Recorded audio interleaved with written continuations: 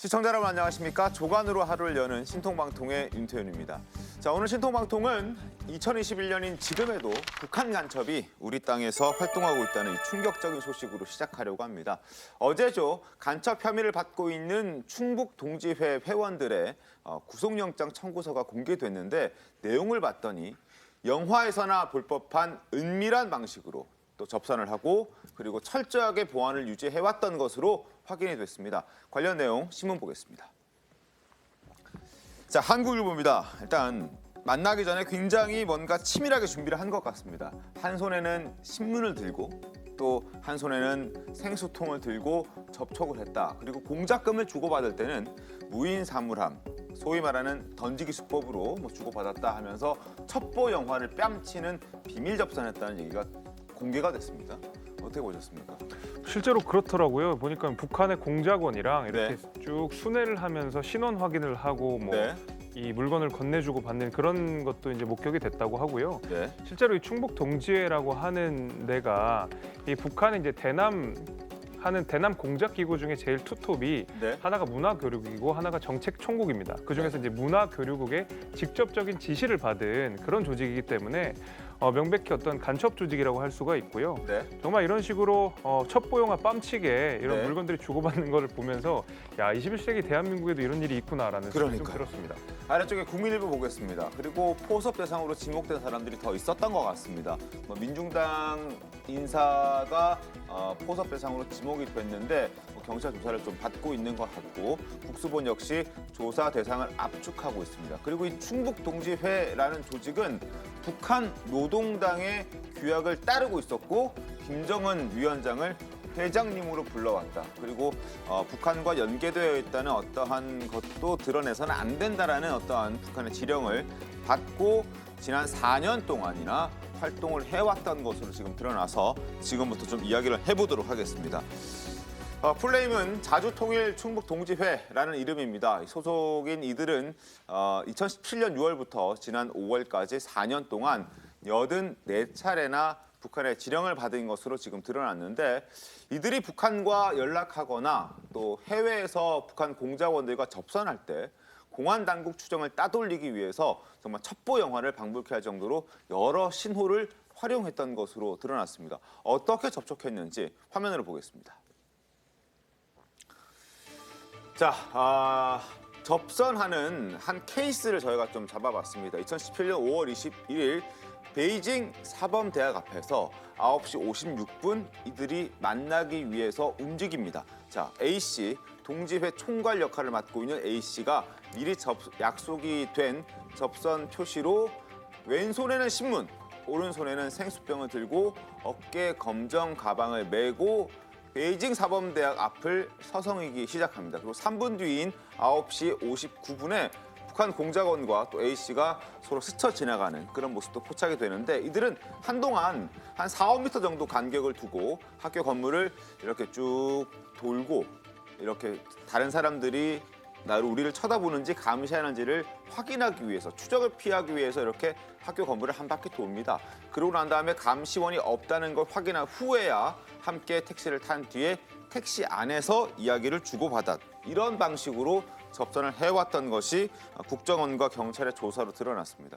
자, 그리고 이들은 추적을 피하기 위해서 다른 방식도 많이 활용했다고 하던데요. 그러니까 보시는 것처럼 지령을 주고받기 위해서 그동안에 보안을 유지하기 위한 여러 가지 이제 방법들을 사용을 했는데 네? 먼저 이제 이메일, 지령을 이제 수신하거나 보고를 할 때 이메일을 보통 이제 외국 계정 이메일을 씁니다. 근데 이것도 수발신을 할 때에만 이제 인터넷을 켜서 그때에만 수발신을 할 수 있도록 하고 그 이외에는 예를 들면은 안티포렌식 프로그램을 쓴다든지 인터넷 연결을 차단을 해서 추적을 불가능하게 했고요. 또 외국에서 이제 받았던 이런 지령금 같은 것들을 국내에서 환전을 사서환전소에서 하는데 이때에도 보통 휴대전화 전원을 꺼두는 등의 추적을 피하기 위한 방법 여러 차례 사용을 했고 또 컴퓨터 등은 이제 중고를 구입을 하도록 하고 컴퓨터는 3년에 한 번 그리고 무선 모뎀과 심카드는 6개월이 지나면 교체하도록 해라 이러한 보안의 지령도 있었습니다. 굉장히 치밀하게 활동해봤던 것이 확인이 되는데 국정원 등이 확보한 이들의 대북 보고서와 지령문만 봐도 앞서 말씀드린 대로 4년 동안에 84건에 달합니다. 그리고 그 자료에는 김정은 위원장의 충성을 맹세한 혈서 사진도 포함되어 있다고 합니다. 자, 김정은 위원장이 어떤 충성 맹세를 했는지 그 내용 보겠습니다. 자, 혈서를 보여드릴 수는 없고 그래서 빨간색으로 한번 표시를 해봤습니다. 영명한 우리 원수님 만수무강하시라. 위대한 원수님의 영도 충복 그리고 결사옹위 결사관철 생명이 다하는 순간까지 원수님과 함께 하겠다.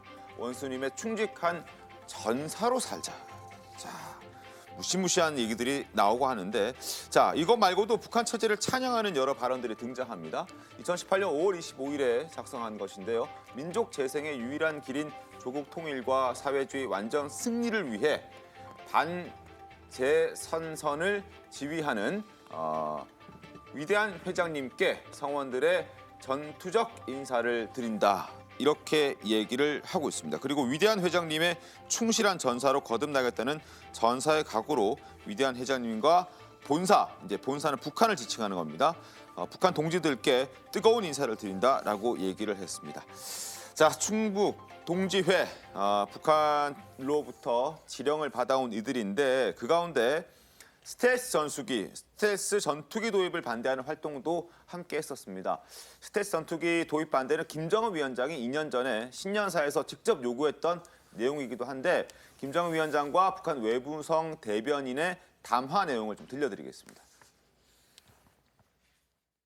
북한함이 평화 번영의 길로 나가기로 확약한 이상 외세와의 합동군사 연습을 더 이상 허용하지 말아야 하며 외부로부터의 전략 자산을 비롯한 전쟁 장비 반입도 완전히 중지되어야 한다는 것이 우리의 주장입니다. 최근에는 F-35A 스텔스 전투기들이 남조선에 반입되고 우리를 심히 자극하고 있다. 재반 사실들은 미국과 남조선 당국이 우리를 계속 적으로 대하겠다는 입장에는 변함이 없다는 것을 입증해 주고 있다. 자, 어떻게 보셨습니까, 김관욱 교수님? 지금 F-35가 되게 의미가 있는 거거든요. 2017년에 미국과 이 북한 간의 어떤 긴장이 굉장히 고조될 때 미국이 어떤 일을 했냐면은 B-2, 뭐 F-22 해가지고 전폭기 전투기들 가는데 이게 스텔스 기능이 있다 보니까 평양 위에까지도 있었는데 이거를 북한이 알 수가 없었던 거예요. 네. 그리고 나서 철수하고 나서 나중에 알고 나니까 그때 뭐 폭탄을 투하했다 그러면 사실상 평양은 사라질 수도 있는 그런 어떤 상황이었던 거죠. 그걸 알지 못하는 그런 두려움이 즉 한국의 어떤 스텔스 기능을 갖고 있는 F-35 도입의 어떤 우려, 부담 뭐 이런 것들이 이제 안보 위협에 된다라고 생각하니까 이것을 좀 막고 싶은 그런 생각이 있었겠죠. 하지만 이거는 뭐 우리가 아주 절대적으로 필요한 어떤 무기체계이기 때문에 네. 이들이 뭐 이 반대한다 그래가지고 이게 도입이 안 되거나 그럴 수 있는 사안이 아니고 굉장히 오래전부터 우리가 준비한 차세대 전투 역량입니다. 그래서 이러한 것과는 무관하게 아마 됐을 텐데 그런 목적하에 이들에게 지령을 내린 것인데 뭐 사실은 효과는 있을 수가 없죠. 알겠습니다. 자, 북한의 지령을 받고 그것도 4년 동안 84차례나 지령을 받고 그리고 해외에서 북한 공자원들과 접촉을 한 이 지하 조직 자주통일 충북동지회. 자, 김재섭 위원님, 예. 대체 어떤 사람들이 여기에 모여 있습니까? 지금 조금 저는 좀 충격적인 내용들이 사실 네. 아까도 말씀드렸다시피 이제 북한에서 대남 공작기구라고 하면 문화교류국이랑 정책총국 이 두 개가 투톱입니다. 그래서 문화교류국이라고 하는 대남 공작기구의 직접적인 구체적인 지시를 좀 받았다는 것이 네. 사실 이 충북동지회라는 이 사람들의 정체인 것이고요. 원래 이 사람들의 원래 이름이 조선노동당 충북지역당이었다 그럽니다. 네.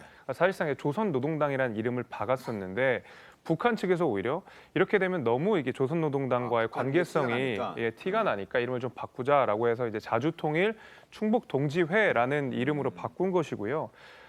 실제로 북한의 노동 규약과 거의 유사한 규약들을 따르고 있습니다. 네. 그러니까 거의 뭐 북의 주차 사상 그대로 받았다고 해도 과언이 아닐 것 같고요. 무엇보다도 이제 국내 정치에 개입한 여러 가지 정황들이 보이게 되는데요. 특히 이제 2017년 문재인 대통령의 선거대책위원회에 이제 노동특보단에 일부 이제 소속된 이 사례들이 발견이 좀 됐고요. 또 이 중에 뭐 일부는 무소속으로 실제로 총선에 출마하거나 총선까지. 그렇게 출마를 한 적이 있었고 그 이제 이 문화교류국의 구체적인 지시 내용 중에는 그런 내용도 있습니다. 당시 조국 전 장관이 사퇴한 이후에 중도층의 이탈을 고려해서 이들을 좀 적극적으로 포섭할 수 있는 계기들을 만들라 아니면 또 반보수, 반트럼프, 반미 투쟁들을 하라라는 식으로 사실상 우리 국내 정치에 개입하고 거기에 대해서 구체적인 지령을 내렸다는 것들이 지금 언론 보도상들의 확인이 되고 있어서 네. 굉장히 저는 이런 그 간첩 활동들이 지금까지 이렇게 일어나고 있는 것은 이건 정말 근절해야 되는 것이고, 그럼요. 예, 하루라도 빨리 이 정체들이 좀 밝히고 수사가 좀 진행됐으면 하는 바람이 있습니다. 알겠습니다. 근데 최단 변호사님, 이들이 어떻게 이 덜미가 잡히게 됐습니까? 그러니까 국정원이 수사를 시작한 게 최근이 아니에요. 그러니까 2000년대부터 시작을 했습니다. 그러니까 2000년대 초반부터 시작을 했는데 그 당시에 지금 이제 구속영장이 청구된 사람 중에 2명이 부부거든요. 네. 근데 그 부부의 아들이 그 당시에 군대에서 이제 복무를 하고 있었어요. 그래서 그 아들이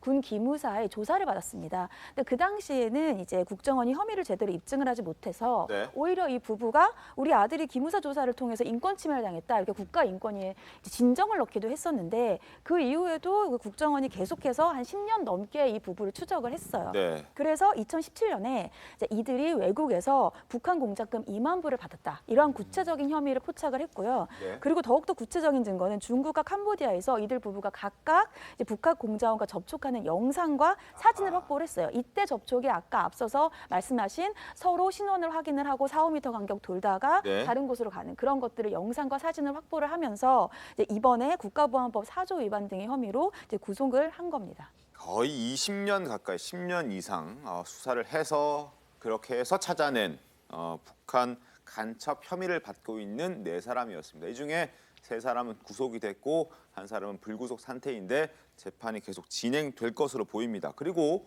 구속영장을 보면 이들이 북한의 지시로 지난해 총선 전후로 여권 인사와 민주당 지역 당직자를 접촉한 사실도 있다고 합니다. 실제 접촉한 게 맞습니까, 김현희 의원님? 예, 일단 F-35기 도입 반대를 위한 정책 연대를 하자 이런 요청을 하면서 민주당의 충북 지역의 중진 의원에게 좀 만남을 요청. 중진 의원에게. 예. 근데 이제 중진 의원 듣고 보니까 이런 정책 연대를 한다고 하는 것이 상당히 부담스러워서 네. 면담 요청을 거부를 했었다라고 아마 그쪽에서는 밝히고 있었던 것 같고요. 네. 여하튼 이게 문재인 대통령 특보도 하고 그렇지 않습니까? 보면 네. 그러니까 이런저런 연결고리를 가지고 진보 진영 정당인 민주당 쪽에 어떻게 보면 의원들하고 접촉하려고 했었던 정황은 충분히 있는 것 같습니다. 알겠습니다. 이제 이런 정황까지 나오다 보니까 야당에서는 이들이 이제 정치권까지 손을 뻗쳤다는 것을 비판하고 나섰습니다. 과연 국민들이 이런 것들을 상상이나 했겠냐라면서 강하게 비판의 목소리를 냈는데 직접 들어보겠습니다. 시민운동가의 탈을 쓰고 매국적 간첩 행위를 벌여왔던 일당이 구속되었습니다. 지난 대선에서 이들은 문재인 캠프의 특보단으로 활동한 사실도 드러났습니다. 매우 충격적인 일입니다. 21세기 대한민국에서 버젓이 간첩 활동이 이루어지고 정치권에까지 손을 뻗쳤다는 것을 국민들이 상상이나 했겠습니까? 정말 충격이 아닐 수 없습니다. 그릇된 이념과 돈의 소가 국민의 생명과 국가 안보를 위태롭게 만드는 세력에게 다시는 그러한 일을 꿈꾸지 못하도록 강력히 응징해야 할 것입니다. 자, 그리고 이들에게는 일반적으로 적용이 되는 국가보안법상 혐의 말고도 이른바 간첩죄라고 불리는 목적수행 혐의도 적용이 됐는데 이 목적수행이라는 게 어떤 겁니까? 이게 국가보안법 4조에 있는 것인데 예를 들면 반국가 단체 구성원이나 아니면 그로부터 지령을 받은 사람이 네. 어떠한 목적을 위해서 일정한 행동을 해야 돼요. 근데 여기에서는 지금 국가기밀을 누설했다는 혐의를 받고 있고요. 네. 그 국가기밀 누설이라고 하는 것이 이제 민중당이라고 하는 이제 합법적인 정당이죠. 이 합법적인 정당의 의사결정, 집행 과정 같은 경우에 내부 동향을 먼저 탐지 수집을 합니다. 네. 그 중에서 누구를 포섭할 수 있는지를 선정을 한 이후에 그 포섭 대상자로 지목된 사람들의 신상을 파악을 해서 이것을 이제 북에 보고를 하는 거죠. 근데 일반적으로 말씀하신 것처럼 뭐 찬양고무 이런 것들은 이제 보통 국가보안법이 적용이 잘 안 되는데 네. 그래도 뭐 찬양고무죄 같은 경우는 적용되는 것이 있다 하더라도 이 목적수행죄가 적용되기 굉장히 어렵거든요. 상당히 중죄입니다. 그렇기 때문에 이런 것까지도 이제 구속영장에 기재를 했다라고 하는 것은 지금 현재 상당히 국가보안법에 대한 엄한 그 적용을 하겠다 이러한 것으로 보입니다. 알겠습니다. 목적수행 혐의, 사형, 무기 또는 7년 이상의 징역형에 해당되는 중범죄다라고 이제 알려져 있는 그런 상황입니다. 자, 그런데 뭐 이들 지금 충북 여기 이 관계자들도 아마 하고 싶은 말들이 있을 것 같은데 어떻게 본인들의 조직에 대해서 해명을 하고 있습니까? 전면 부인이죠. 전면 부인. 예, 그러니까 우리가 북한을 지원하기 위한 어떤 특정 목적의 조직이라고 얘기하는데 네. 그건 헛소리다. 유령의 조직이다. 있을 수가 없는 얘기다. 그다음에 뭐 북경이나 캄보디아에서 만났다고 얘기하는데 네. 만난 사실 자체가 없다. 그리고 무슨 동향 파악을 민주당 내부 의사결정 과정에 동향 파악을 했다고 하는데 그 뭐 특별히 할 것도 없다. 홈페이지만 들어가 보면 다 누구나 볼 수 있고 북한에서도 접속해서 홈페이지 보면 되는데 뭘 우리가 그런 걸 하느냐라는 게 현재까지 알려진 그분들의 변명 사항이고 네. 앞으로 이제 법정 재판 과정에서 어떻게 이 사실관계가 인정이 될지 네. 그런 부분 좀 지켜봐야 될 것 같습니다. 알겠습니다. 저희도 함께 지켜보도록 하겠습니다. 자, 그리고 지금부터는 정치권 소식 전해드립니다. 코로나19로 인해서 대선 운동 방식에도 많은 변화가 생겼습니다. 특히 후보들의 비대면 SNS 활동이 증가했는데 후보들은 본인뿐만 아니라 부인과 가족들의 사진, 영상까지 SNS에 공개하면서 유권자들의 감성에 호소하고 있습니다. 최근 이재명 지사는 부인 김혜경 씨와 손잡고 있는 사진을 공개했습니다. 화면 보겠습니다. 자, 벤치에 앉아서 나란히 어깨도 마주치고 손잡고 있는 모습, 그리고 시골길을 한적하게 걸어가는데 또 손을 잡고 있는 모습, 그리고 뭔가 이렇게 얘기를 나누는, 담소를 나누는 모습까지 여러 가지 모습들. 지금 이 장면은 또 마트에서 함께 장을 보는 장면입니다. 저렇게 이제 가족들, 특히 김혜경 씨를 부각하는 사진을 이재명 지사가 최근 많이 올리고 있는데 글도 함께 공개를 했습니다. 어떤 내용을 올렸는지 한번 보겠습니다. 아내에게는 정말 말로 다 못할 미안함이 있다. 꿈만 턴 음대생이 온갖 모진 일을 마주해야 하는 정치인의 아내로 살기까지 무수히 많은 감내의 시간이 있었을 것이다. 늘 느끼지만 김혜경이라는 사람은 저보다 훨씬 단단하고 결이 고운 사람이다. 아내 없이는 국민의 삶을 바꾸겠다는 이 큰 도전에 나설 수 없었을 것이다 라고 하면서 아내를 굉장히 추켜 세우는 그런 모습이었습니다. 자, 올해 지금 대선 과정에서는 아마 이렇게 두 사람이 함께하는 모습을 공개한 건 처음인 것 같은데 지난 대선에서는 두 사람이 함께 활동했던 모습 굉장히 좀 많았습니다. 잠깐 확인해보고 오겠습니다. 근거 없는 마타도와 낭설들이 너무 난무하고 우리 국민들의 판단을 흐리려는 시도가 많긴 하지만 근거 없는 억지 주장에 쉽게 현혹되지 않으실 거라고 확신합니다. 후보님들 억지 주장 얘기 잠깐 하셨는데요. 어떻게 대처하실 건지요? 근거들을 좀 분명하게 해주면 좋겠다는 생각이고 분명히 말씀드리지만 사실이 아닙니다. 뭐 제 아내도 옆에 있지만. 네. 마무리하시죠. 네.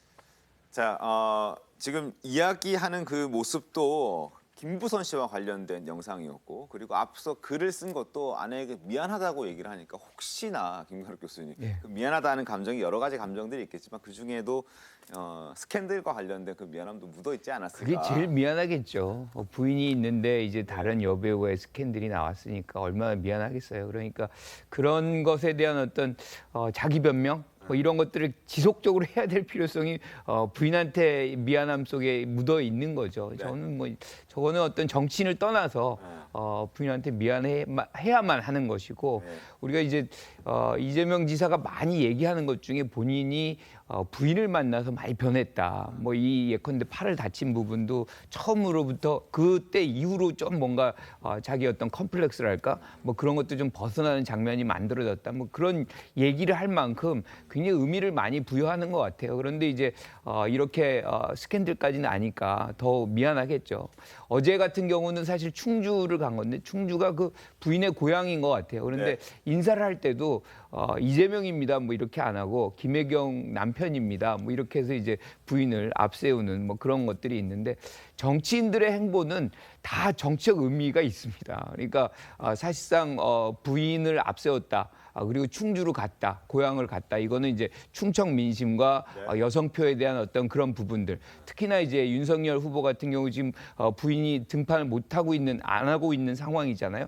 그런 부분에서 조금 더 선제적으로 가고자 하는 그런 측면이 이 안에 있지 않나 그렇게 보는 거죠. 김재섭 위원 어떻게 보셨습니까? 저도 이거 뭐 정치적인 어떤 뭐 광고 홍보 뭐 이런 느낌이 좀 저는 강하게 있었는데 사실 이에 대해서는 아주 좋은 성공 사례가 있습니다. 문재인 대통령께서 사실 그 이제 아내 김정숙 여사와의 어떤 러브 스토리 같은 것들을 공개하고 애처가의 면모들을 많이 보여주면서 사실 여성 지지율을 굉장히 많이 확보했던 적이 네. 있었거든요. 그렇습니다. 보면 저희가 기억을 해보면 2017년이었나 이렇게 김정숙 여사랑 시장에서 장을 보고 있다가 김정은 여사가 이렇게 장바구니를 문재인 대통령한테 이렇게 주니까 그걸 덥석 받아가지고 들고 있는 그래서 굉장히 당시에 이 네티즌들의 반응이 좋았었거든요. 애처가의 모습으로서 굉장히 많은 지지를 확보를 했었는데 그런 일환이라고 생각이 됩니다. 네. 사실 안 그래도 뭐 김부선 씨라든지 여러 가지 그 의혹들이 지금 계속 불거지고 있는 상황에서 이런 네. 애처가로서의 면모를 좀 강하게 보여주고 여기에 대해서 여성표들 나는 이렇게 가정적인 사람이다라는 인간적인 면모를 보여줌으로써 어떤 가정적인 대통령 그런 가정적인 후보 이런 식의 좀 모습을 보여주고 싶지 않았나라는 생각이 많이 들고 있습니다. 알겠습니다. 자, 그리고 김혜경 씨는 2017년 대선 당시에는 남편이 이재명 지사가 어린 시절 공장에서 어렵게 생활했던 사연도 이제 직접 이야기를 하면서 이 지사의 인간적인 면을 좀 부각하기도 했었습니다. 그 모습도 잠깐 보겠습니다. 교복 입고 이제 다른 학생들은 다 등교를 하는데 이 사람은 처음 시골에서 올라왔으니까 길도 잘 모를 거 아니에요. 그래서 엄마 손을 붙들고 공장으로 갔대요.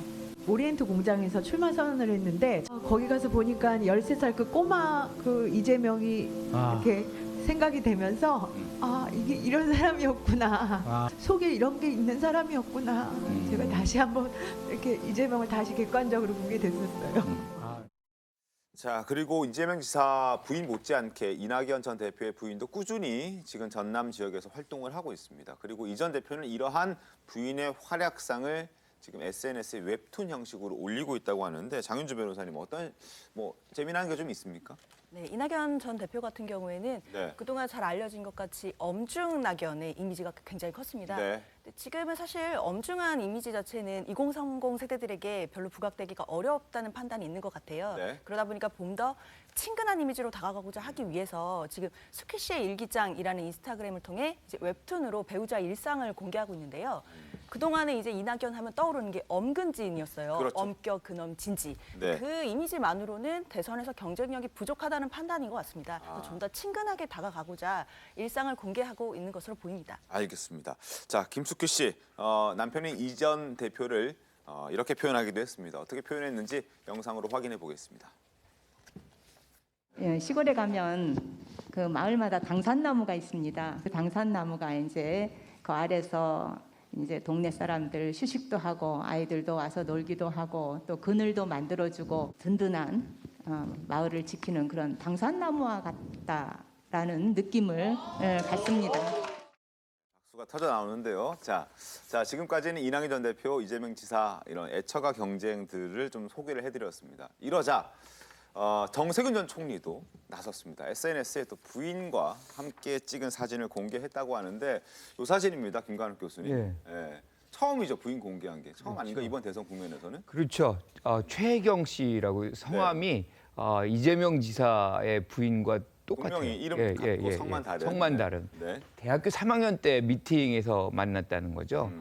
그래가지고 굉장히 사실 그때 당시까지만 해도 지금 정 전 총리가 굉장히 가난했었대요. 그래가지고 뭐 이 만남도 되게 어렵게 이제 이루어지고 그런 과정을 있었는데 지금까지 줄곧 한 분만 이렇게 왔다는 것을 이제 말씀을 하시는 것이고 네. 저분이 또 고향이 포항이랍니다. 그래서 이 이제 전 총리 같은 경우는 장수인가 그렇잖아요. 전북 장수. 그러니까 영호남 커플이다. 뭐 이렇게 볼 수 있는 거죠. 알겠습니다. 자, 야권에서도 마찬가지입니다. 최재형 전 감사원장이 온 가족을 동원해서 지금 대선 활동을 지원해주는 그런 진풍경이 나오고 있는 그런 상황인데 먼저 부인인 이소연 씨가 유튜브에 직접 출연했습니다. 영상 보겠습니다. 여보, 그동안 착하고 이런 얘기하면 너무 몰라서 그러는데 괜찮아요. 항상 아껴주고 도와주고 그렇게 살았는데 이제는 제가 그렇게 하고 살아야 되는 때가 온 것 같아요. 힘내시고 저도 열심히 돕겠습니다. 네. 화이팅!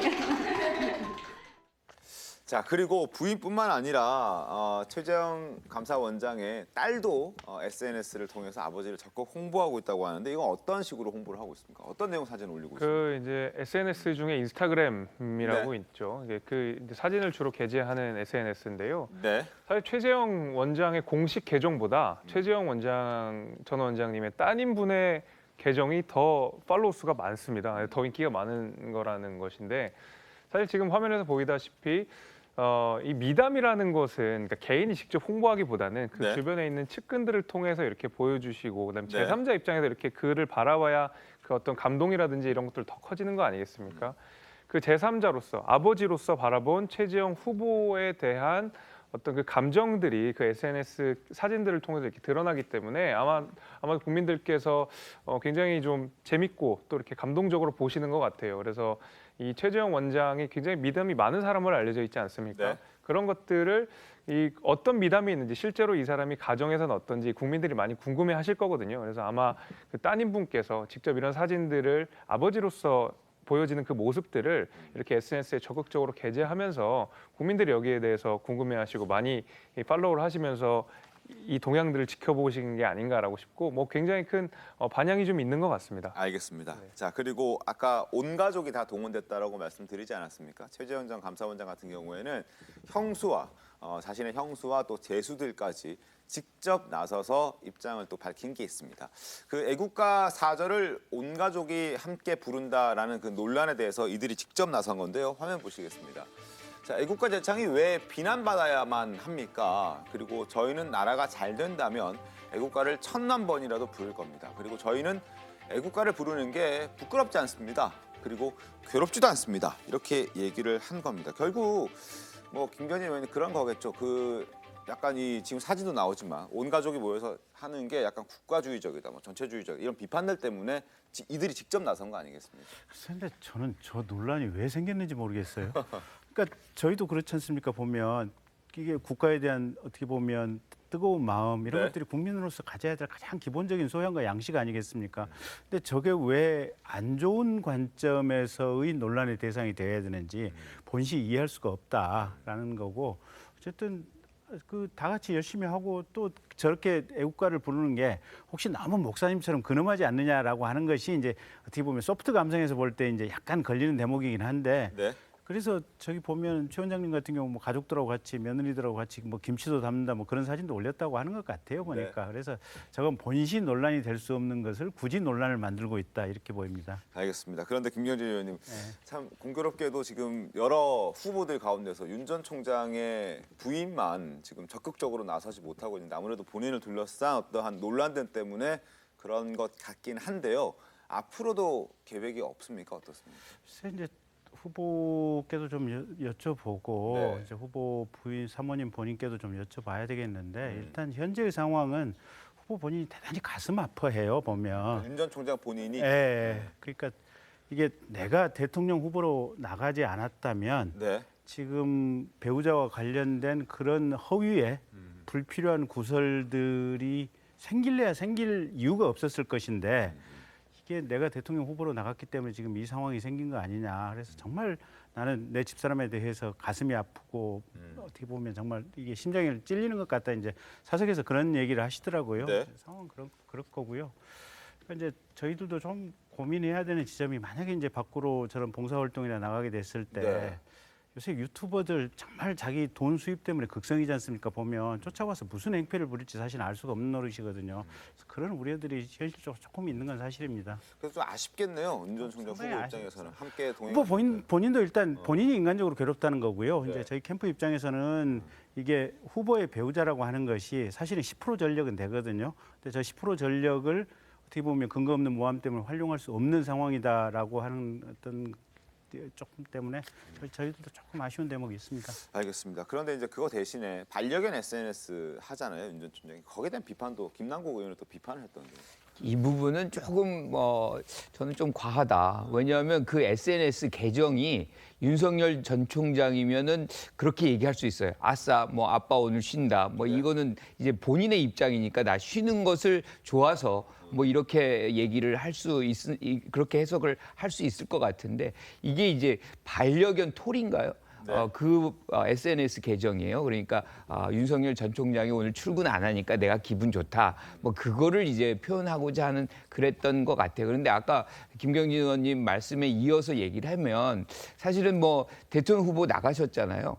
부인 검증받는 거 뭐 이거는 아주 자연스러운 걸 수밖에 없고 우리가 이제 조국 전 장관까지 연결을 하면 조국 전 장관 대통령도 아니고 법무부 장관 하려다가 이제 가족 전체가 다 검증이 됐잖아요. 그러니까 그런 아쉬움이 있다면 사실은 똑같은 형평성을 갖추고 본다 그러면 개인적인 뭐 아쉬움도 있고 힘듦도 있지만 이 과정은 어떻게 해도 거쳐야만 하는 것이다. 그렇게 봐줘야죠. 그 점에 대해서 무슨 특별한 의견은 없고요. 뭐 당연히 지난번에 후보 본인이 뭐라고 얘기를 했냐면 사법당국에서 적절하게 판단을 할 것이다라고 얘기를 했었고 특히 그 모든 이 소문의 진원인 정모 씨라고 하시는 분 같은 경우는 기존의 법원에서 지금 대법원에 의해서 명예훼손이다고 두 번의 지금 유죄의 확정 판결을 받은 게 있거든요. 근데 이제 그럼에도 불구하고 계속해서 그 전제하에서 지금 반복적으로 이제 어떻게 보면 이 허위의 어떤 사실관계, 허위의 어떤 뭘 생산해내고 있는 거고 다시 지금 저희가 고소를 해놓은 상태니까 그 부분은 또 사법당국의 어떤 판단을 지켜보시죠, 뭐. 알겠습니다. 어쨌든 뭐 부인들이 열심히 지금 후보자들을 돕고 있는 그런 양상이고 그 여러한 상황에서 윤 전 총장의 부인은 여러 논란으로 지금 동참하지 못하고 있는데 그런데 뭐 일각에서는 이러한 그 부인들이 등장하는 걸 놓고 이거 너무 정책이나 비전에 대한 얘기 없이 좀 감성에 호소하는 뭐 이런 비판적인 시각도 있는 것 같던데 어떻게 보십니까? 네, 맞습니다. 충분히 그런 비판 가능하고요. 지금 우리가 대선 후보들이 감성 마케팅은 그전에 과거의 대선에서도 늘상 총선에서도 있어 왔어요. 그리고 그것이 굉장히 효과적이기도 하고 그리고 또 일반 국민들에게 또 정치인들이 다가가는 또 장치이기도 합니다. 하지만 지금 그 감성 얘기 말고 도대체 그 각 후보들이 말하고자 하는 비전이 무엇인지 이제 앞으로 그 정부를 이끌어 나가면서 하고자 하는 정책이 무엇인지가 선명히 드러나지 않고 있다는 것은 굉장히 큰 문제인 것 같습니다. 알겠습니다. 자, 또 정치권 레이스, 대선 레이스 굉장히 분주합니다. 특히 여야 가릴 것 없이 추격하는 후보들은 예비 후보들의 입장에서는 1등 주자의 지지율을 어떻게든 빼앗아 와야 하는 상황이기 때문에 현재 1등을 달리고 있는 그 주자들을 향해서 집중 공격을 하고 있습니다. 야권에서는 당연히 윤 전 총장, 여권에서는 이재명 경기지사가 이 공격 대상인데 먼저 야권 1위 주자 상황부터 보겠습니다. 윤 전 총장은 당 행사 불참과 잇따른 말실수 때문에 집중 공격을 받고 있습니다. 관련 발언들 들어보겠습니다. 이제 정치인으로 되신 다음의 발언의 무게가 좀 다르다고 봐야 될 텐데 정치에 적응해 가시는 과정에서 그런 부분들은 좀 줄어들지 않을까 생각합니다. 이게 후쿠시마에서 나온 기억 농산물입니다. 과연 이런 농산물 먹으면서 발언 한번 해보시죠. 윤석열 전 총장님, 이렇게 하고도 대선 후보의 자격이 있다고 보십니까? 결국 사고를 쳤습니다. 확진자와 악수한 손으로 국회 전체를 돌며 악수를 하고 다닌 것이 더욱더 큰 문제입니다. 안하무인 행보 때문에 국회 근무자들 전체가 감염 위험에 노출되었습니다. 자, 만평으로 한 번 더 설명드리겠습니다. 청와대를 향해서 지금 열심히 질주하고 있는 윤 전 총장 그리고 윤 전 총장을 비판하는 여야의 정치권 인사들. 자, 일단 이준석 후보 당 일정 보이콧하고 여러 가지 회의나 어떤 봉사활동에 불참해놓고 고작 내뱉은 발언이 후쿠시마 발언이었냐라고 비판을 하고 있습니다. 그리고 홍준표 의원 역시 박근혜를 불구속하겠다라는 윤 전 총장의 어떤 이야기에 비판하고 있습니다. 거짓말하고 있다라고 강하게 얘기하고 있고요. 김의겸 의원, 조국 전 법무부 장관 역시 박쥐라고 비판하고 있고 이러다가 박근혜 대통령에 대해서 이런 식으로 얘기를 하는 걸 보면 조만간 면회라도 갈 기세다라고 날을 세우고 있는 그런 상황입니다. 자, 당 내에서 가장 비판적인 인물은 윤 전 총장에게 가장 비판적인 인물은 바로 홍준표 의원입니다. 얼마 전 한 언론과 인터뷰에서 윤 전 총장이 박근혜 전 대통령을 구속 수사하려 했던 게 아니라 불구속 수사하려고 했다는 그 이야기를 한 적이 있는데 이 말에 대해서 굉장히 강하게 비난하고 나섰습니다. 자, 정치인 윤석열 거짓말하고 있다라고 얘기를 하고 있는데 그 이유는 뭘까요, 김경진? 지금 기본적으로 저도 거기에는 동의를 해요. 왜냐하면 윤석열 전 총장이 사실은 본인의 어떤 성과 중에 가장 크게 이제 부각시키고 있어 왔던 것은 사실은 그 탄핵 국면에서 수사를 했던 그 역할이었거든요. 그런데 이제 와서 사실은 불구속 수사하려고 했다. 이렇게 얘기하는 거는 조금 상호 모순이 있어 온 것 같아요. 그리고 그 부분에서 김의겸 의원 같은 경우도 분명하게 얘기를 해요. 한 2차례 술을 같이 먹은 일종의 사석 얘기를 지금 꺼내는 것이 그렇습니다. 적절한가 뭐 그런 생각도 들긴 하지만 어쨌든 그 장면에서 본인의 역할 뭐 이걸 굉장히 자랑스럽게 얘기했다는 거예요. 그리고 또 한 가지 이제 김의겸 의원의 말이 좀 신빙성이 느껴지는 이유는 뭐냐면 2019년도에 박근혜 전 대통령이 건강상의 이유로 형 집행정지 요청을 했다는 겁니다. 그때 사실은 그거를 결정할 수 있는 권한은 중앙지검장이었던 윤석열 전 총장이 갖고 있었다는 거예요. 만약에 이 불구속 수사를 하고자 했었다면 그걸 지금 검찰로 책임을 돌린 거 아닙니까? 그러면 본인의 권한이 왔을 때 그때 형 집행정지를 해주면 되는 것인데 해주지 않았단 말이에요. 그렇다 그러면 그 논리는 탄핵되는 거잖아요. 그러니까 지금 이 상황 속에서 이렇게 윤석열 전 총장이 그런 박근혜 전 대통령에 대해서 상당히 좀 안타까운 마음을 표현하는 이유는 저는 해석을 해요. 그 이유는 최재형 전 원장이 사실상 어떻게 보면 친 박근혜 행보를 지금 굉장히 강하게 하고 있거든요. 뭐 예컨대 박정희 전 대통령의 생가를 방문한다거나 또는 사면론을 이제 개진한다거나 뭐 등등의 이런 친박근혜 지지자들에게 어필하는 그런 행동을 하는데 그런 부분을 견제하지 않으면 표가 빨려 나갈 것 같다. 사실상 지금의 지지율을 봐도 어느 정도의 흐름이 그렇게 잡히고 있거든요. 그것을 차단하려고 하는 그런 목적 속에서 이렇게 하는 것 같은데 저는 조금 그 부분은 윤석열 전 총장이 좀 체계적으로 접근하지 않으면 스텝이 꼬일 수도 있겠다 이렇게 생각을 하죠. 해명하실 기회를 드리겠습니다. 어이구 고맙습니다. 지난번에 이준석 대표가 당내 경선 과정에서 그때 대구 경북 가서 유명한 소리를 했지 않습니까? 탄핵의 강을 건너야 된다. 더 이상 대구 경북은 탄핵에 집착해서는 안 된다. 탄핵은 정당했다고 받아들여야 된다. 근데 저희가 이제 파악하는 정무적인 판단은 대구 경북은 정권 교체에 대한 열망이 높기 때문에 그게 윤석열이 가령 박근혜를 직접적으로 구속을 주장해서 구속을 했다고 하더라도 야권 후보로 확정되는 순간 대구 경북의 주요 표심은 윤석열으로 향할 것이다. 그렇기 때문에 그 어떻게 보면 탄핵 문제와 관련해서 구속 불구속과 관련된 이런 부분들이 주요한 대구 경북 표심과 관련된 또는 친박근혜와 관련된 논쟁의 포인트가 아니다라고 이제 저희들은 이미 뭐 국민의힘 내부에서도 그렇고 저희 캠프 내부에서도 그렇고 이미 그렇게 지금 분석을 한 거고요. 그래서 본시 이제 상관이 없는 대목이고. 김의겸 의원 했다고 하는 얘기는 뭐 술자리에서 어떻게 보면 막 자랑을 하더라 이런 거지 구속 불구속과 관련된 얘기는 없어요 보면. 그런데 이제 술자리를 했는지 어쨌는지 제가 후보께 직접 확인을 하지는 못했지만 아마 얘기를 굳이 했다면 술자리 한 것 자체를 김의겸 의원이 거짓말하지는 않겠죠. 얘기를 굳이 했다면 그 사건의 수사 어려움 그리고 이런 어려움 대목에서 우리는 이런 방식으로 수사를 해서 돌파를 했을 것이다. 아마 틀림없이 이런 얘기를 했을 거고. 그다음에 세 번째 이제 구속 불구속과 관련된 홍준표 의원의 얘기는 결국은 이제 윤석열 후보를 끌어다 내려야 이제 본인이 뭔가 올라갈 기제가 있으니까 거짓말을 한다고 저렇게 얘기를 하실 텐데 윤석열 후보가 기존에 했던 얘기도 그거예요. 나는 수사의 실무 책임자로 당시 김수민 검찰총장에게 국가 원수를 지냈던 분에 대해서는 함부로 구속을 하는 것은 아니다. 그것은 불구속 상태에서 재판을 하고 최종적으로 법원에서 판단해서 실형 선고할 때 법원에서 법정 구속을 하도록 하면 된다. 그래서 국가 원수를 지냈던 분에 대해서는 불구속 기소를 하는 것이 검찰이 취하는 적정한 태도일 것이다라고 건의를 했었다는 거고 그럼에도 불구하고 당시 검찰총장이던 김수민 총장이 구속하는 게 좋겠다라고 협의를 거쳐서 결정이 돼서 그렇게 아마 됐다는 이런 취지의 얘기인 것 같아요. 결국은 이건 김수민 총장의 얘기를 들어보면 알 수 있겠죠.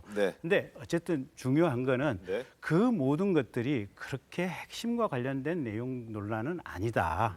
그리고 대구 경북의 어떻게 보면 정권 교체의 열망 이런 것들을 가지고 볼 때는 굳이 지금 불필요한 얘기들을 홍준표 후보라든지 이런 분들이 하고 있다 이렇게 보여집니다. 알겠습니다. 일단은 뭐 잘 들어봤습니다. 자 그리고 조국 전 장관도 또 얘기를 했는데요. 윤 전 총장의 입장이 이런 식으로 흘러간다면 조만간 박근혜 전 대통령에게 면회를 갈 수도 있겠다 이런 얘기를 했더군요. 김재선 의원님. 글쎄요, 뭐 윤석열 후보 행보에 제일 이제 관심을 많이 갖고 있는 것이 조국 전 장관이기 때문에 이제 한마디 거두신 것 같은데요. 그리고 이제 비판의 지점은 그런 거 아니겠습니까? 정치적 입장에 따라서 이렇게 정치적인 이 행보를 달리해도 되느냐라는 지적 같은데 네. 저는 사실 이건 뭐 조국 전 장관이 할 이야기는 아니라고 생각이 되는 것이요.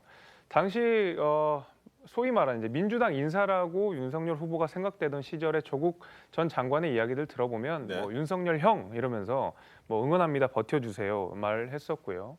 거기다 이제 그 윤석열 전 총장이 검사 시절에 말하자면 이제 정권의 탄압을 받고 있다라고 알려져 있던 시절에는 그런 식으로 얘기했어요. 뭐 법무부와 청와대에 뭐 속셈이 드러났다. 윤석열 총장 윤석열 뭐 검사 응원한다. 이런 식으로 마치 자기 진영에 있을 때는 적극적으로 응원하던 사람이 바로 조국 전 장관 아니겠습니까? 오히려 정치적 입장에 따라서 자신의 정치적 견해들을 그때그때 달리하는 사람이 오히려 전 조국 전 장관이 아닌가라고 비판하고 싶고요. 비판할 지점은 제가 이해가 갑니다만은 저것을 조국 전 장관이 저런 식으로 비판하는 것은 제 살 깎아먹기 이상은 아니다라고 생각이 됩니다. 알겠습니다. 자, 그리고 홍준표 의원은 또 한마디 더 했습니다. 윤 전 총장을 향해서 조국 전 장관 그 수사할 때 그 수사는 정의로 인해서 한 뭐 그런 수사가 아니라 여권 내에서 그때는 윤 전 총장도 여권의 사람이었다라는 전제하에 여권 내의 권력 다툼이었다 이렇게 표현을 했거든요. 이 부분은 어떻게 평가하십니까? 이건 한마디로 윤 전 총장에 대한 과도한 평가절하라고 생각합니다. 과도한 평가절하다? 왜냐하면 그동안 이제 이른바 조국 수사에 대해서 윤 전 총장은 물론 그 과잉 수사냐 여부에 대해서는 아직까지도 논란이 있습니다만 따져볼 필요가 있겠지만 네, 그렇지만 그동안 항상 그 공정의 가치를 앞세우고 수사를 해왔단 말이죠. 근데 윤 전 총장 입장에서는 본인은 공정의 가치를 가지고 수사를 했던 것을 홍준표 의원이 마치 그 민주당 내의 권력 다툼, 여권 내의 권력 다툼을 위한 거였지 이게 무슨 공정이냐 이런 식으로 평가를 절하하고 있기 때문에 윤 총장 캠프 입장에서는 굉장히 뼈아픈 공세일 것 같습니다. 이것은요 어떻게 다시 따져보면 결국에는 윤 전 총장이 문재인 정부에서 임명된 총장이었고 근데 지금은 반문의 어떤 구심의 역할을 하고자 하고 있잖아요.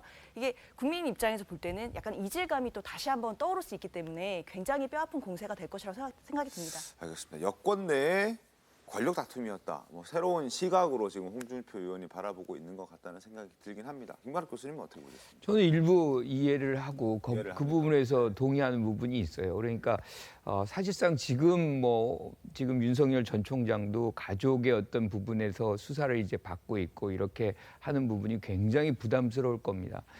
그리고 그런 상황 속에서 우리가 봐야 되는 부분은 효과거든요. 어떤 효과가 나오느냐. 그 당시에도 조국 전 장관이 결국에는 뭐 법무부 장관을 취임은 했지만 오래 못 갔거든요. 그렇죠. 그런 부분 속에서 사실은 어떻게 보면 미래의 어떤 권력이라고 우리가 예상했던 분이 한 명 낙마가 되는 효과가 분명히 있었어요. 그러니까 지금 홍준표 전 의원 같은 경우는 그 부분을 사실 집중하고 있는 거거든요. 역학관계가 어떻게 변화됐느냐. 그렇게 해서 사실상 누가 부각이 됐느냐라고 한다면 사실은 윤석열 전 총장이 부각이 된 건 맞잖아요. 이제 그런 어떤 결과적인 론적으로 이제 접근하면 그런 성격도 분명히 그 안에 내재돼 있다라고 얘기를 할 수가 있는 거죠. 여권 내 권력 다툼. 뭐 시청자 여러분께서도 한번 판단해 보셨으면 좋겠습니다. 한마디 하실래요? 네, 하십시오. 짧게 하십시오. 자체 권력 다툼이었든지 아니었든지 간에 그럼 지금 현재 조국 전 장관 오촌 조카인 조범동 씨는 대법원까지 실형 4년이 확정이 됐거든요. 네네. 동생 조건 씨는 실형 1년이 항소심까지 가 있고 조국 부인 정경심 교수는 조만간 항소심 판결이 날 겁니다. 네. 그럼 그렇게 유죄 판결이 꾸준히 나고 있는 이 상황을 가지고 봤을 때 권력 다툼이었건 아니었던 간에 이 수사가 그럼 과연 잘못됐다고 얘기할 수 있느냐 이게 첫째 하나고 두 번째 가장 현실적으로 그때 조국 장관 취임하기 직전에 그 즈음에 한 달 장관 취임 직전에 한 달간의 신문만 다시 한번 그 시점에 기사만 한번 신문만 떠들어 보십시오. 모든 신문 언론에서 조국 장관 누구가 이러이러한 범죄가 있었다. 조국 장관 누구누구와 이런 사모펀드 연관이 있었다. 그다음에 자식들 뭐 하는데 이러이러한 부정 비리가 있었던 것 같다. 학교 입학 비리 있다. 이 기사가 한 달 내내 도배가 됐습니다. 그러면 저도 검사를 해봤지만 이게 언론에서 기사로 취재해서 나오는데 물론 오보도 있을 수 있지만 대부분 기사들이 한 2번 정도는 체크해보고 기사로 나오는 거거든요. 그런 상황에서 수사를 안 한다? 그럼 수사기관은 왜 존재하는 겁니까? 국가기관은 왜 존재하는 겁니까? 그 얘기를 드리고 싶습니다. 뭐 언론 보도도 있었지만 또 시민단체라든지 여러 단체들의 고소 고발도 있었기 때문에 검찰 입장에서는 수사 안 할 수도 없는 뭐 그런 상황이 아니었을까 싶기도 합니다. 자, 그리고 당 안팎에서 이 비판을 받고 있는 윤 전 총장에게 이준석 대표와의 파열음도 악재 가운데 하나입니다. 당내 불안감이 확산되고 있기 때문입니다. 관련 내용 신문 보겠습니다. 이준석, 윤석열 갈등 점입가경, 야권 내에서도 조마조마하다라는 얘기가 나옵니다. 일단 이준석 대표는 윤 캠프의 불만을 폭발시켰습니다. 후보 팔아서 망가뜨릴 것이다. 굉장히 심한 얘기를 했는데 여기에 대해서 이제 또 윤 캠프 측에서는 뭐 그런 건 아니다라고 얘기를 하고 있지만 일단 두 사람의 갈등은 봉합 국면으로 들어간 거 아닙니까? 예, 봉합 국면이고요. 사실 제가 이제 뭐 이준석 대표와의 이제 이야기를 좀 통해서 좀 확인한 바로 이게 언론에서 비춰지는 것만큼 그 윤석열 총장과 이준석 대표 간의 뭐 갈등이 있거나 사실 그런 상황은 아닙니다. 다만 어떤 당 차원에서 진행되는 여러 가지 행사들에 이제 불참하는 거에 대해서 당연히 당 대표로서 자신의 의사를 표명을 한 것이고 거기에 대해서 당연히 이제 캠프나 이제 그 후보 입장에서도 앞으로 좀 잘 참여하겠다라는 식으로 이제 봉합을 하고 있는 상황이기 때문에 크게 걱정할 일은 아니다라고 생각을 할 수가 있을 것 같습니다. 알겠습니다. 자, 두 사람의 갈등이 이렇게 폭발하게 된 계기는 뭐 불참한 것도 불참한 것이지만 불참을 종용했다. 다른 캠프에 종용했다는 그것 때문에 더 일이 커지게 됐던 거거든요. 김관욱 교수님, 이 부분은 서로 좀 입장이 다르죠? 재밌는 거죠. 이게 진실 게임 이제 공방으로 들어가는데 이준석 대표 같은 경우는 분명히 한 캠프는 종용을 받았다라고 얘기를 하는데 종용한 캠프는 지금 안 나타나고 있는 거예요. 부인하고 있으니까 윤석열 전 총장 측에서는.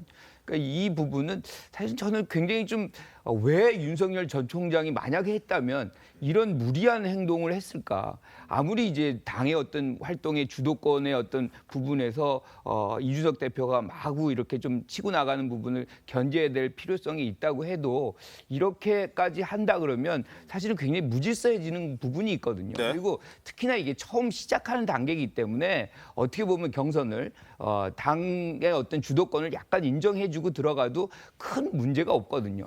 특히나 윤석열 전 총장은 지금 지지율 1위예요. 그러면 오히려 솔선수범해서 당의 이준석 대표가 뭘 하는 부분을 호응을 해준다면 당의 어떤 면모도 세워주고 본인도 솔선수범하는 그런 어떤 협력적인 자세도 보여주면서 국민들이 저 당은 좀 되는 집안이구나 뭐 이런 생각을 좀 할 텐데 그 주도권을 왜 그렇게까지 허용을 안 하려고 하는지 그런 무리수를 왜 두는지 만약 사실이라면입니다.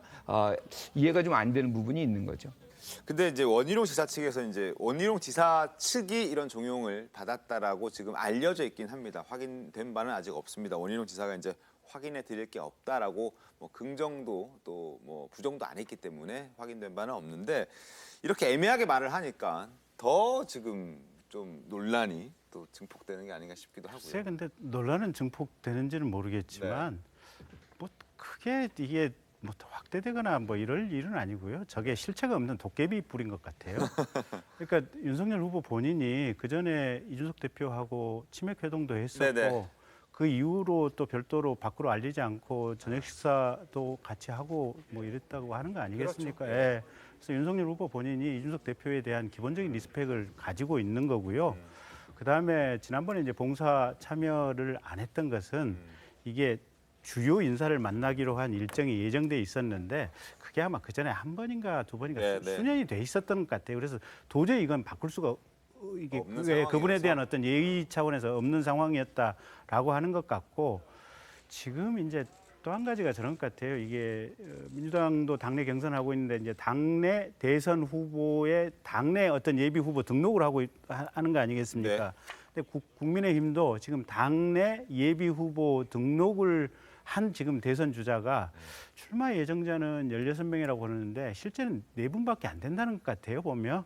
그러면 요게 시스템상 그러면 이걸 어떻게 해야 되냐. 아직까지는 지금 당에다 공식적으로 이게 등록이 안 돼 있는데 그런 부분도 사실은 당내 선관위와 각각 후보들의 좀 고민되는 지점이 일부 있는 것 같아요. 그래서 그거는 당내 경선관리위원회에서 조금 좀 뭐랄까 정리가 좀 필요한 지점이 아닌가 싶어요. 경선관리위원회에 있는 위원이 있습니다. 네, 제가 약간 부연 설명을 좀 드리겠습니다. 사실 그 이제 가장 최근에 이제 화제가 됐었던 것이 윤석열 후보와 이제 최재형 후보 등이 이 경선준비위 그다음에 그 국민의힘에서 마련한 봉사활동에 참여하지 않았다는 것 때문에 사실 불화설이 촉발된 면이 좀 있거든요. 거기에 대해서 제가 분명히 말씀드릴 수 있는 부분은 무엇이냐면 그 봉사활동은 이준석 대표가 직접 만든 이벤트가 전혀 아니었고요. 경선준비위원회가 지지난주에 만들어서 네. 각 캠프에 통보를 했었고요. 그 캠프에 참여 의사를 받았습니다. 그래서 윤석열 캠프 측에서는 일정 때문에 참여하기 어렵다는 회신을 미리 받았었고 이준석 대표가 과연 여기에 참여하느냐 마냐도 경선준비위 내에서도 토론이 있었습니다.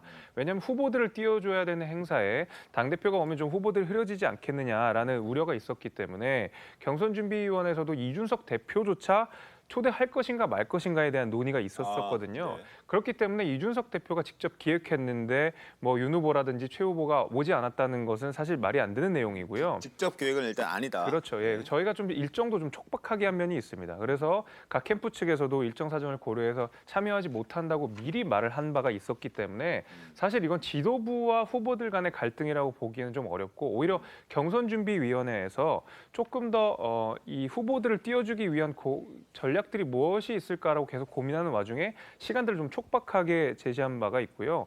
그 김경재 의원님께서 말씀하신 대로 아직 후보 등록을 10여 명이 다 등록한 것이 아닙니다. 네. 그러면 우리가 어떻게 해야 우리 국민의힘 후보로서 등록을 할 수 있게 하는가 여러 가지 고민들을 하는 와중에 봉사활동 이벤트를 하게 되면 후보들 다 모여서 우리가 그 국민의힘 후보로서 광고를 해줄 수가 있기 때문에 홍보를 해줄 수가 있기 때문에 이런 이벤트를 만들자라고 했던 것이고 그런 것이 바로 후보 등록으로 이어질 수 있게끔 하는 일환이었기 때문에 이것을 사실 언론에서 지도부와 각 캠프 간의 갈등으로 해석하는 것은 사실 너무 나아가는 것이다라고 제가 조금 설명을 좀 드리겠습니다. 알겠습니다. 이제 뭐 명확하게 좀 이해가 되는 것 같습니다.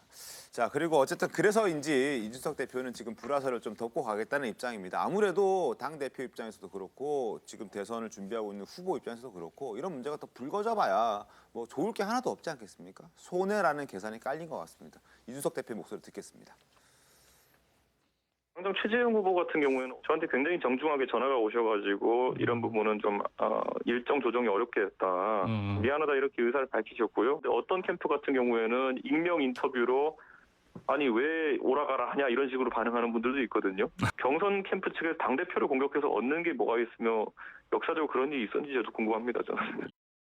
자, 그런데 이렇게 좀 덮어가려고 하는데 방송은 김어준 씨가 이런 얘기를 했습니다. 이게 딱 자기가 원했던 그림이다 이렇게 얘기하면서 싸움을 부추기고 있는데 어떤 내용을 얘기했는지 들어보겠습니다. 대선처럼 밀담이 많은 중요한 인사들만 가장 중요한 정보를 공유하는 그런 큰 정치 일정에서는 의견을 나눌 대상으로 취급을 못 받는 거예요. 맞습니다. 진짜 이준석 리스크는 그거예요. 당대표가 모르는 일이 벌어지는 거야. 이렇게 될 거라고 생각했던 모습 그대로 하고 있어요. 네.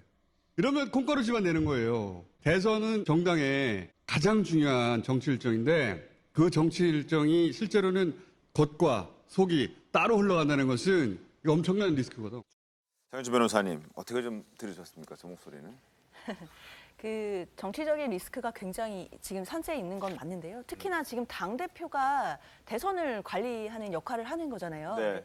그 지금 당대표의 리더십도 지금 흔들리는 상황이고 그다음에 외부에 있던 그 여권 주자들이란 말이에요. 야권 주자들이잖아요. 근데 네. 지금 우리가 야권 주자들 중에 유력한 사람들은 그동안 국민의힘의 전통적인 분들은 아니었잖아요. 그러면 밖에서 들어오신 분들이 좀 더욱더 당의 일정이나 당의 경선 과정에 참여하는 모습을 보여드리는 게 당의 지지자들 입장에게도 좀 더 좋은 모습이 다가올 텐데 당대표 입장에서는 본인의 리더십이 흔들리는 것 말고도 이 대선 과정이 흔들리는 건 아닐지라는 걱정을 당연히 할 수밖에 없고 그러면 뭐 여권이나 그 반대되는 입장에서는 당연히 저렇게 얘기할 수 있다. 당연히 저렇게 얘기할 수 있고 뭐 나쁘지 않은 상황이다라고 볼 것 같습니다. 일종의 호재가 됐다라고 평가를 할 수도 있겠군요. 알겠습니다. 자, 민주당 소식 좀 전해드리겠습니다. 더불어민주당의 이재명 경기지사와 이낙연 전 대표 간의 갈등 상황이 이게 진정될 기미를 보이지 않고 있습니다. 어제는 잠깐 뭐 명락대전이라고 불렸던 이 둘 간의 싸움이 끝나는 거 아니냐 하는 기대도 나왔었는데 한번 그 기대감을 갖고 목소리 한번 들어보시죠.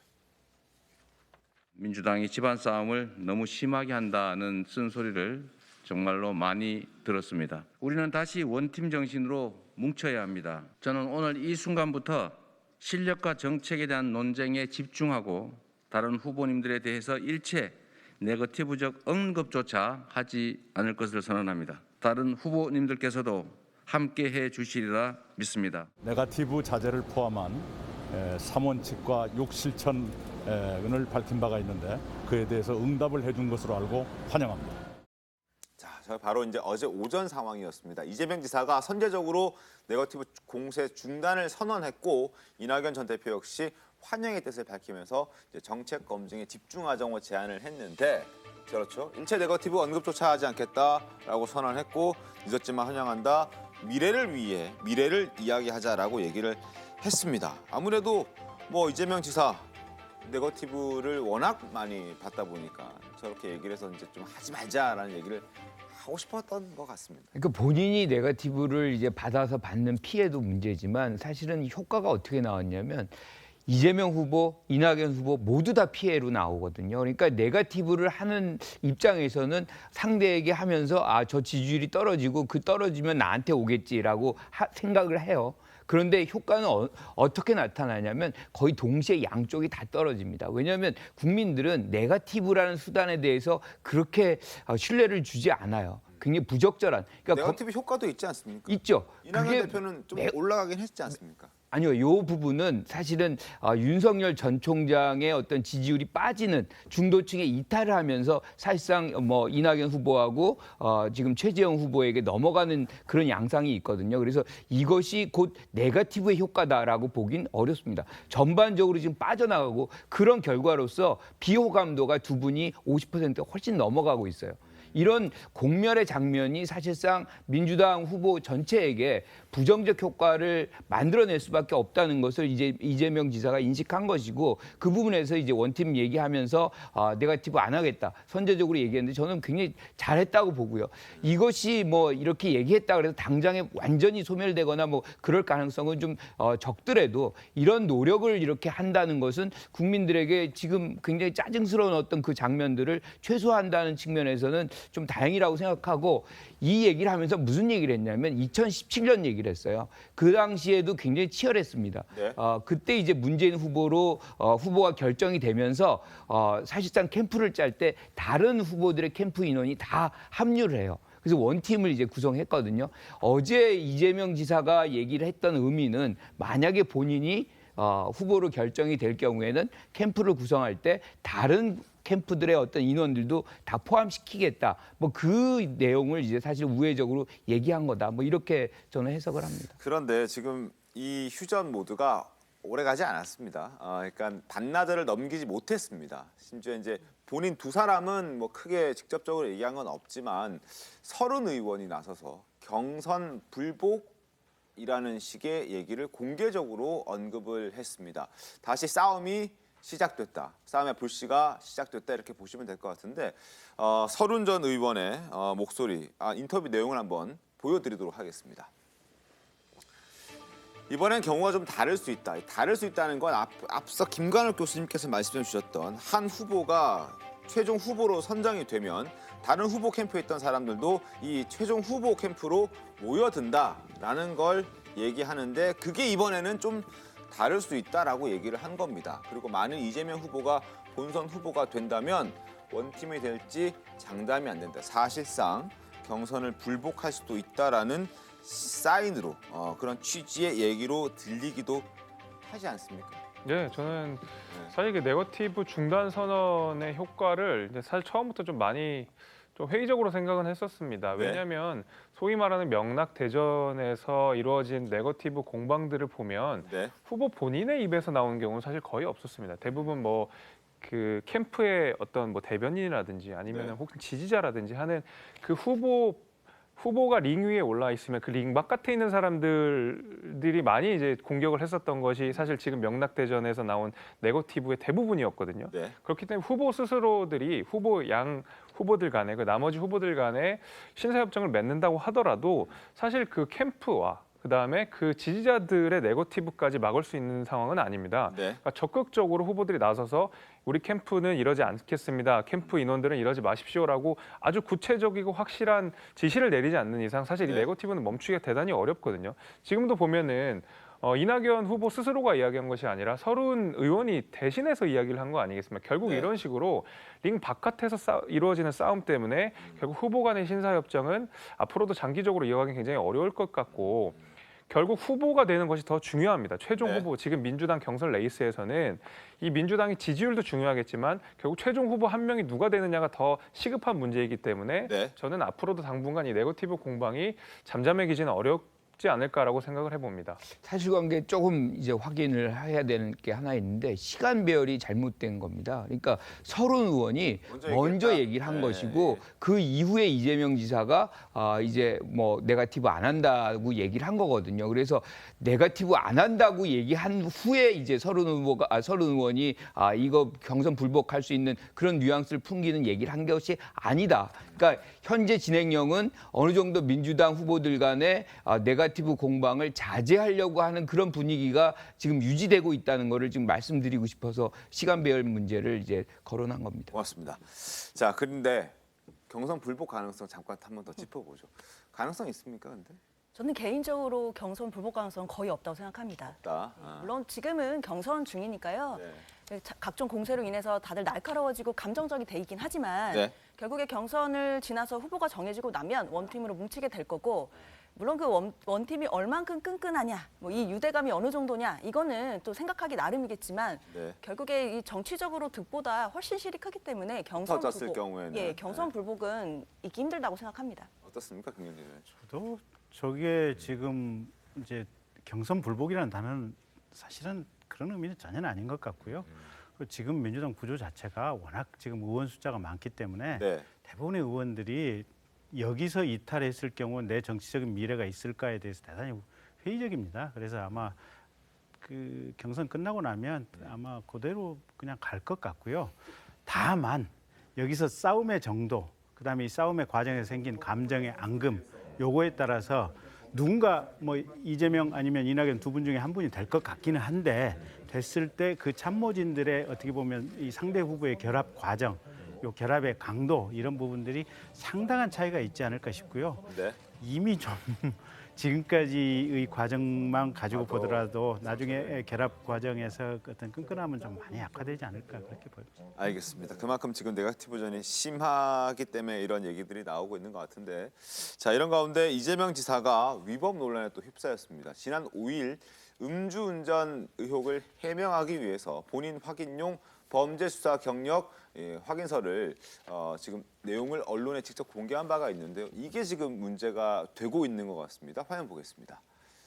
자, 바로 이 법조항 때문입니다. 지금 글자가 좀 작아서 잘 안 보이셔서 제가 확대해봤는데 이 회보서를 조회 목적과 다른 용도로 사용하였을 경우 취득한 사람과 사용한 사람은 뭐 몇 조 몇 항에 의해서 2년 이하의 징역 또는 2천만 원 이하의 벌금을 처벌받는다. 그렇게 하면서 아래쪽에 빨간색으로 저희가 네모를 쳐놨는데 제출 불가 이렇게 딱 찍혀 있습니다. 그래서 이제 실제 위법 소지가 있는 것 아니냐 하는 지적들이 나오고 있는데 가능성 있습니까? 잘 모르겠어요. 그러니까 그냥 형의 실효에 관한 법률에 보면 범죄 경력 조회서를 발급하고 사용할 수 있는 구체적인 용처의 예시가 있어요. 근데 대부분 공적 용도를 위해서 발급하고 제출하도록 돼 있어요.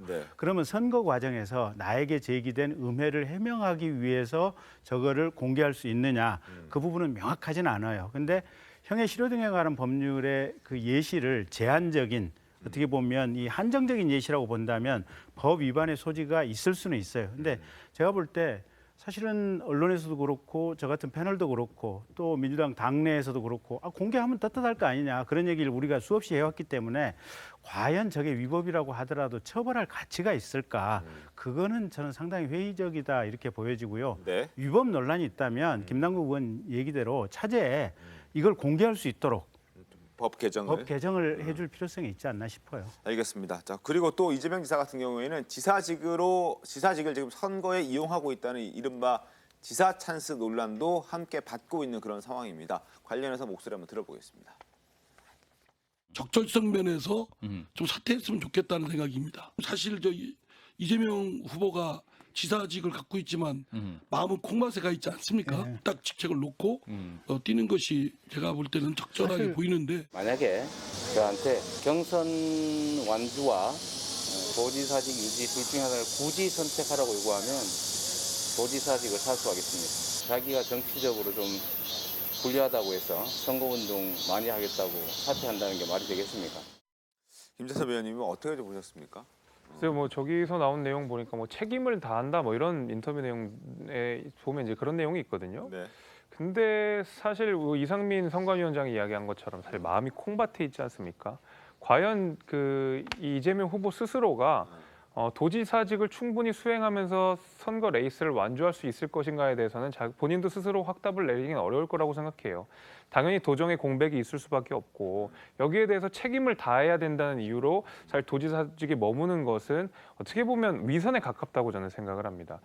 사실 이제 도정에 크나큰 공백이 분명히 생길 것이고요. 저는 원희룡 지사가 좋은 예를 보여줬다고 생각하는데 좋은 이제 인수인계를 잘 해가지고 결국 이게 그 지사직을 잘 맡겨놓은 다음에 이제 본격 레이스에 뛰어들지 않았습니까? 저는 도지사직 유지할 수 있다고 생각합니다. 근데 다만 저런 식으로 말을 좀 뭔가 저런 식으로 좀 돌려서 이야기하는 것은 솔직하지 못하다 이렇게 생각합니다. 저는 이상민 위원장이 불필요한 언급을 했다라고 생각을 합니다. 지금 90일 전에 사퇴하라는 할 수 있다는 거는 90일 전까지는 유지가 가능하거든요. 이게 법이에요. 법을 지키지 말라는 얘기거든요. 법에서 주어진 권한을 왜 타인이 우리는 어떻게 보면 이제 선출직이라는 거는 유권자들의 권한을 위임받은 거거든요. 말라는 것까지는 아니고. 그러니까 임기까지는 보장받는 부분입니다. 미국 같은 데서는 이 책임 행정이 매우 중요해서 현직이 선거 날 끝까지 가요. 선거 이후 날까지 갑니다. 지사 같은 경우도 마찬가지예요.